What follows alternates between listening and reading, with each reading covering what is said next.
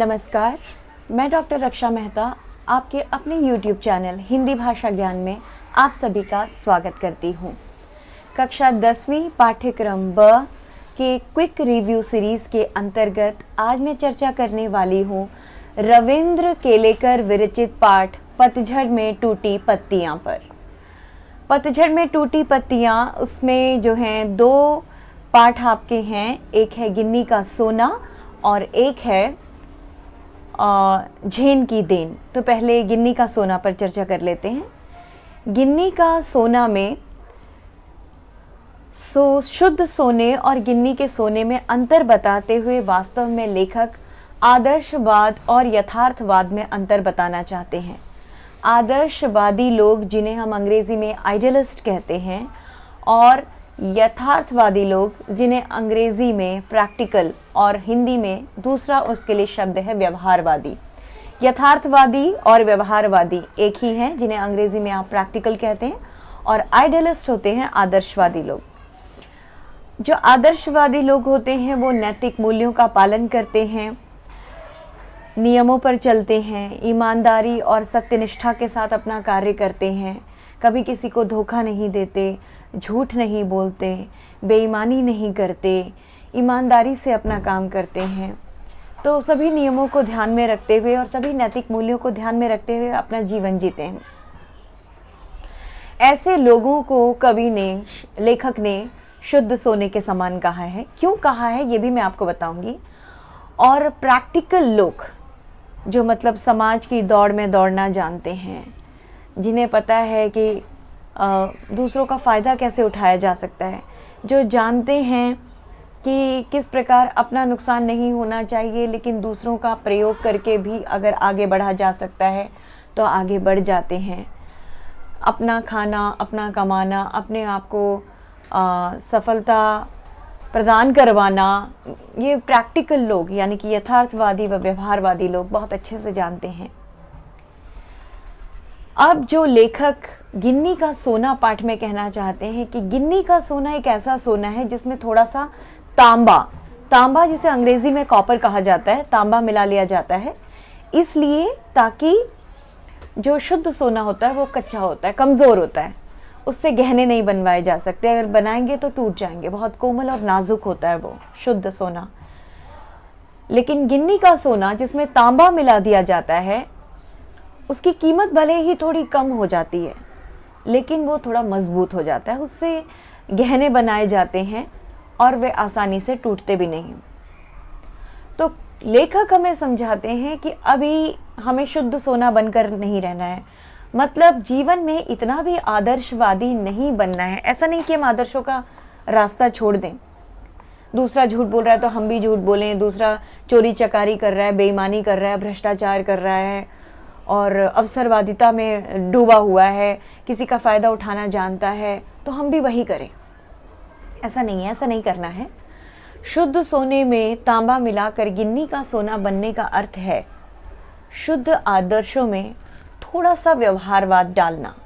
अभी शुद्ध आदर्शों में थोड़ा सा व्यवहारवाद कैसे डाला जाता है? वो ऐसे डाला जाता है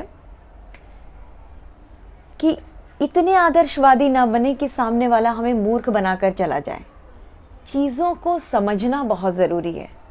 सामने वाले को हमारी सहायता की आवश्यकता है या सामने वाला हमारा प्रयोग कर रहा है, हमारा दुरुपयोग कर रहा है, हमारा इस्तेमाल कर रहा है, ये समझना बहुत आवश्यक है। तो व्यवहारवाद सिर्फ इतना होना चाहिए कि दूसरे से झूठ ना बोलना पड़े, दूसरे को धोखा ना देना पड़े, दूसरे का फ़ायदा ना उठाना पड़े। चलें हम आदर्शों पर ही, लेकिन उस सीमा तक चलें जहाँ दूसरे हमारा फ़ायदा उठाकर हमारा नुकसान ना कर दें। तो अगर एक होता है सीधा, कैसा सीधा कि सामने वाले चार लोग उसे मूर्ख बनाकर चले गए, उसे नहीं पता, वो दुनिया में समाज में आकर सिर्फ नुकसान ही सह रहा है। और एक होता है जिसने कभी किसी का बुरा नहीं किया, भलाई की राह पर चल रहा है, लेकिन कभी किसी का मोहरा भी नहीं बना, कभी किसी के द्वारा उसका प्रयोग भी नहीं कर लिया गया, क्योंकि वो इतना समझदार है, वो जानता है कब कहाँ किस तरह कदम उठाना है। तो ये कौन सा व्यक्ति होता है? जो अपने आदर्शवादों में या जो अपने आदर्शों में व्यवहारवाद का तांबा मिलाकर अपने आदर्शवाद के सोने को और अधिक मजबूत बनाता है। यही समझाने के लिए लेखक ने गांधी जी का भी उदाहरण दिया है। गांधी जी देखिए हमेशा सत्य और अहिंसा की राह पर चलते थे। वे कभी किसी पर हाथ नहीं उठाते थे, कभी किसी को ठेस नहीं पहुंचाते थे, कभी किसी से झूठ नहीं बोलते थे। आदर्शवादी थे, लेकिन अपने आदर्शवाद के सोने में थोड़ा सा तांबा मिलाकर, यानी कि तांबा यानी कि व्यवहारवाद मिलाकर समाज में जीना जानते थे। अगर वो ऐसा नहीं जानते तो पूरा राष्ट्र आज़ादी की लड़ाई में उनके पीछे नहीं चलता। अगर गांधी जी इतने भोले होते कि कब उनका फ़ायदा उठा लिया जाता है उनको ये भी नहीं समझ में आता, और लोग उनका फ़ायदा उठाते जाते और आगे बढ़ते जाते, तो पूरा देश गांधी जी के पद चिन्हों पर नहीं चल पाता। आप समझ पा रहे? गांधी जी ने अपने आदर्शों को नहीं छोड़ा, लेकिन अपने आदर्शों के राह पर चलते हुए 4 लोग उन्हें मूर्ख बनाकर चले जाएं, यह भी गांधी जी ने अपने जीवन में नहीं होने दिया। उनके अंदर इतनी शक्ति, इतनी ताकत, इतना सामर्थ्य और समझने व समझाने की इतनी काबिलियत थी कि लोग उनकी आज्ञा का पालन करते थे, लोग उनके अनुगामी थे, अनुयायी थे, उनके पीछे पूरा राष्ट्र चलता था। तो अपने पीछे राष्ट्र को चलाने के लिए या 4 लोगों को समझाने के लिए या 4 लोगों के जीवन में परिवर्तन लाने के लिए ज़रूरी नहीं कि खुद आप आदर्शों को छोड़कर व्यवहारवादी बन जाएं, क्योंकि लेखक ने यह भी कहा है कि इतिहास गवाह है कि संसार केवल आदर्शवादी व्यक्तियों को याद रखता है, न कि व्यवहारवादियों को। कि संसार को और समाज को आदर्शवादियों ने अपने नैतिक मूल्यों से बदला है, ना कि व्यवहारवादियों ने। ठीक है, तो आप खुद समझिए कि आज भी अगर आप किन्हीं पुराने ऐतिहासिक पात्रों को याद करते हैं तो उनके आदर्शों की वजह से, ना कि ऐसा व्यवहारवादी इंसान जो किसी को लूटपाट कर आगे बढ़ रहा है जीवन में, आज आप उसके प्रति नतमस्तक हैं या उसका स्मरण कर रहे हैं, ऐसा नहीं है। आप सोचिए। तो इस प्रकार जिस प्रकार शुद्ध सोना खरा तो होता है लेकिन कमज़ोर पड़ जाता है, उससे गहने नहीं बनाए जाते, और होता भी क्या है, बहुत कम पाया जाता है। ठीक उसी प्रकार आदर्श भी शुद्ध सोने के समान खरे होते हैं, कम व्यक्तियों में पाए जाते हैं, लेकिन सोने के समान ही नाजुक और कच्चे भी होते हैं। जिस प्रकार गिन्नी का सोना मजबूत बन जाता है, ठीक उसी प्रकार आदर्शों में अगर व्यवहारवाद का थोड़ा सा पुट मिला दिया जाए तो आदर्शवादी व्यक्ति बलशाली हो जाता है, ताकतवर हो जाता है और अधिक योग्य बन जाता है, क्योंकि उसका कोई लाभ नहीं, अनुचित लाभ नहीं उठा पाता।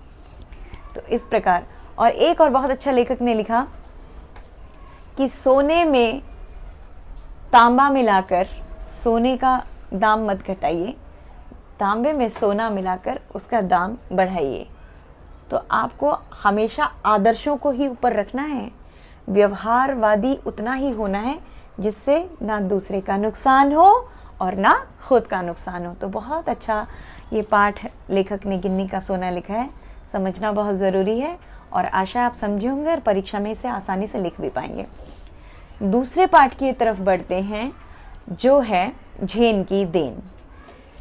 झेन यानी कि जिसे आप ज़ेन कहते हैं अंग्रेज़ी में, ZEN, ज़ेन अंग्रेज़ी में, उसी को लेखक ने हिंदी में झेन लिखा है। तो जापान एक ऐसा देश है, आप सब जानते हैं, जो तकनीक और प्रौद्योगिकी की दृष्टि से दुनिया में सबसे आगे आने वाले देशों में से एक है, सर्वोत्तम सर्वोत्कृष्ट देशों में से एक है। और जापान हमेशा अमेरिका से प्रतिस्पर्धा यानी कि कम्पीट करता रहता है, और वो चाहता है कि विज्ञान, तकनीक तथा प्रौद्योगिकी में कोई भी देश उसे ना पिछाड़ सके, वो सबसे आगे आ जाए। इस चक्कर में जापानी लोग 1 महीने का काम 1 दिन में पूरा कर देने की कोशिश करते हैं। जिस प्रकार गाड़ी में स्पीड का इंजन लगा देने से उसका इंजन खराब हो जाएगा, ठीक उसी प्रकार जापानी लोगों ने अपने दिमाग में मानो स्पीड का इंजन लगा लिया है। काम करते रहना, करते रहना, करते रहना, सोचते रहना, सोचते रहना, सोचते रहना। हम अपने शरीर को आराम देते हैं। जब हम बहुत काम करते हैं हम थक जाते हैं, हम थोड़ा सा आराम करना चाहते हैं, बैठ जाते हैं, लेट जाते हैं, सो जाते हैं, लेकिन हम दिमाग को आराम नहीं देते, जिसके कारण व्यक्ति मानसिक रोगों का शिकार हो जाता है। जापान में 80% यानी कि 80% लोग जो हैं वो मानसिक रोगी हैं। कोई थोड़ा कम है, कोई थोड़ा ज़्यादा है। ये नहीं कि सब पागल होकर सड़कों पर दौड़ रहे हैं, लेकिन अपने आप में बड़बड़ाना, नींद ना आना, बात बात पर गुस्सा हो जाना, चिड़चिड़ाहट, छोटी छोटी चीज़ें उसी समय भूल जाना, बार बार याद करने की कोशिश करना लेकिन फिर भी भूलते जाना, ये सारी चीज़ें जो हैं ये सब मानसिक रोगों के शिकार व्यक्ति के लक्षण हैं। तो इनका जो स्तर होता है वो छोटा बड़ा होता है, लेकिन ये मानसिक रोग है। तो 80% लोग जिस देश के मनोरोगी होंगे उस देश का विकास फिर कैसे होगा? तो सिर्फ विज्ञान और तकनीक के पीछे दौड़ दौड़ कर ही देश का विकास नहीं करना, अपने दिमाग को भी थोड़ा शांत रखना ज़रूरी है। तो झेन की देन पाठ जापान की एक ध्यान पद्धति पर आधारित है। ध्यान पद्धति माने होते हैं मेडिटेशन सिस्टम। तो एक तरह की पद्धति को, मेडिटेशन अलग अलग पद्धतियाँ होती हैं इसकी, सब लोग अलग अलग ढंग का मेडिटेशन बताते हैं, अलग अलग ढंग का ध्यान बताते हैं। अच्छा, एक और चीज़, अगर विद्यार्थियों से इसके संबंध में प्रश्न पूछ लिया जाता है कि रमेश, सुरेश, अलाना, फलाना, कोई भी व्यक्ति, मान लीजिए उसे घर में भी बहुत काम है, कार्यालय में भी बहुत काम है, रात भर सो नहीं पा रहा है, चैन से खा नहीं पा रहा है, तो उसे क्या करना चाहिए? उस समय आपको अपनी बुद्धि का प्रयोग करना है, ये सोचकर कि हमने अपना जो पाठ झेन की देन पढ़ा उसमें ध्यान पद्धति पर हमारा ध्यान केंद्रित किया गया था, तो उसको इस प्रश्न से जोड़ना है। तो बच्चे लिख देते हैं या तो उसे घर में मेड रख लेनी चाहिए ताकि घर का काम कम हो जाए, या ऑफिस में अपने बॉस से बात कर लेनी चाहिए कि हमारा काम थोड़ा कम कर दें, हमारे ऊपर बहुत काम हो गया है और बहुत ज़्यादा हम दबाव महसूस कर रहे हैं, या फिर उसे नौकरी छोड़ देनी चाहिए, दूसरी नौकरी कर ले। ये सब नहीं लिखना है आपको। ये प्रश्न आपसे इसलिए पूछा जा रहा है क्योंकि आप झेन की देन पाठ से किस प्रकार इस प्रश्न को जोड़ते हैं। तो आपको ये लिखना पड़ेगा वहाँ पर कि जिस प्रकार हम अपने शरीर को आराम देते हैं थकने के बाद, ठीक उसी प्रकार हमें अपने मन और अपनी बुद्धि को भी आराम देना होता है। तो जापान की झेन परंपरा, ज़ेन ट्रेडिशन, झेन परंपरा के अंतर्गत जो ध्यान पद्धति है वो कैसी है? वो है एक चाय पीने की विधि। जापानी लोग क्या करते हैं, शहर से थोड़ा दूर सुनसान में उन्होंने कुटिया बना रखी है पत्तों की, जहाँ से एक प्रकृति का अनुभव हो, ऐसे लगना चाहिए। क्योंकि जापान में इतनी तकनीक है कि प्रकृति का वहाँ पर थोड़ा सा एहसास कम ही होता है। वो पत्तों की कुटिया बना रखी है, उसके अंदर जाना है और उसके अंदर एक समय में केवल 3 व्यक्तियों को आने दिया जाता है, क्योंकि ज़्यादा 5, 6, 10 व्यक्ति जाएंगे इतनी पलटन, तो फिर वहाँ बातें करते रहेंगे, फिर ध्यान नहीं करेंगे, ध्यान करना है ना उधर, इसलिए 3 से ज़्यादा व्यक्तियों को एक बार में आने की अनुमति वहाँ नहीं दी जाती है। उस पत्तों की कुटिया में आराम से नीचे बैठते हैं और बड़ी सफाई से वहाँ का जो चाजीन है वो बर्तन धोता है, साफ़ करता है। वहाँ इतनी शांति होती है कि चाय बनाते समय जब पानी वो खौलाता है तो खौलते समय पानी के खदबदाने की जो आवाज़ होती है ना, वो भी वहाँ पर अच्छी तरह सुनाई देती है। इतनी वहाँ शांति है कि सन्नाटा भी सुनाई देने लग जाता है। उसके बाद क्या करना है, सिर्फ एक 1.5-2 घूंट चाय वहाँ पर दी जाती है, तो उसको एक घूंट में नहीं पी लेना है, आराम से उसको लेकर बैठे रहना है और लगभग 1.5 घंटे तक बिल्कुल ध्यानपूर्वक छोटे छोटे घूंट लेकर उस चाय को पीना होता है। अब जब उस चाय को इतने ध्यानपूर्वक 3 लोग बैठकर चुपचाप पीते हैं, धीरे धीरे उनके दिमाग और मन की रफ्तार कम होती चली जाती है और उसके बाद क्या होता है, उनका दिमाग एकदम शांत हो जाता है।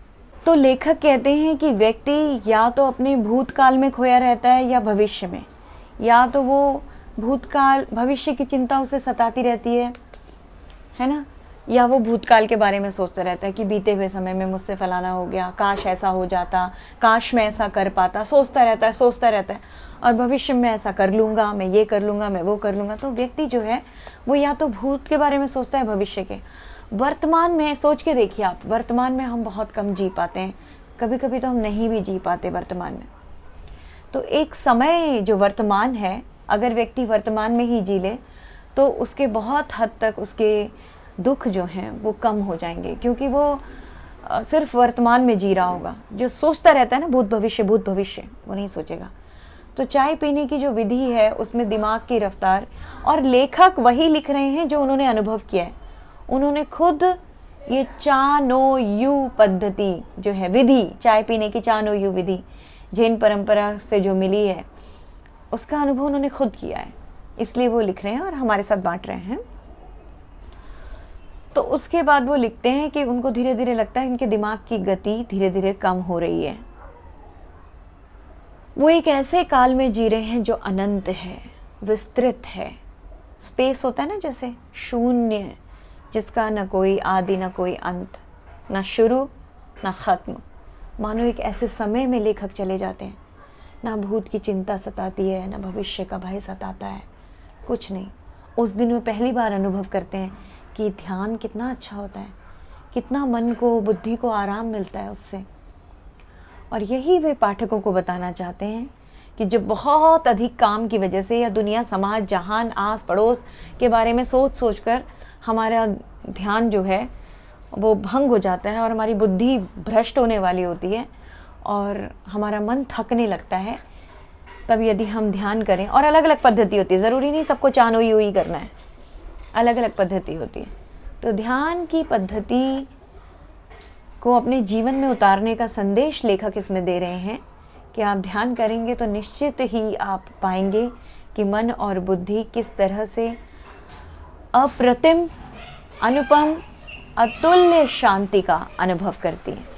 तो अगर आपने ध्यान पद्धति पर आधारित इस पाठ को ध्यान से सुना है तो अपनी परीक्षा में ध्यान पूर्वक आप इसे लिखेंगे और अच्छे अंक प्राप्त करेंगे। इन्हीं आशाओं व शुभकामनाओं के साथ पढ़ते रहिए, पढ़ाते रहिए। नमस्कार।